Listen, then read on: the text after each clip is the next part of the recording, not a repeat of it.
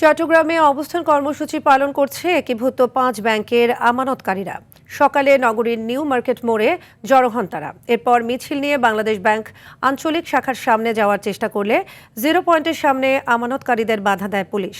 পরে পুলিশের সহায়তায় গ্রাহকদের উদ্দেশ্যে দেয়া বাংলাদেশ ব্যাংকের মুখপাত্র আরিফ হোসেন খানের অযৌক্তিক বক্তব্য প্রত্যাহার চেয়ে আঞ্চলিক শাখার নির্বাহী পরিচালক বরাবর স্মারকলিপি প্রদান করে আমানতকারীদের পক্ষে একটি প্রতিনিধি দল।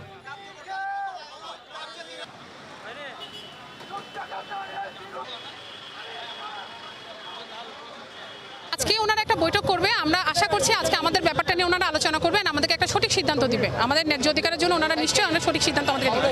তারা রাস্তার পাশে শান্তিপূর্ণ অবস্থানে কর্মসূচি পালন করবে। তাদের দাবি দেওয়া ছিল ভিতরে কথা বলার জন্য, ভিতরে কথা বলার আমরা সুযোগ করে দিয়েছি। আমাদের পুলিশ মোতায়েন আছে, কোনো ধরনের অপ্রীতিকর ঘটনা আমরা ঘটতে দিব না।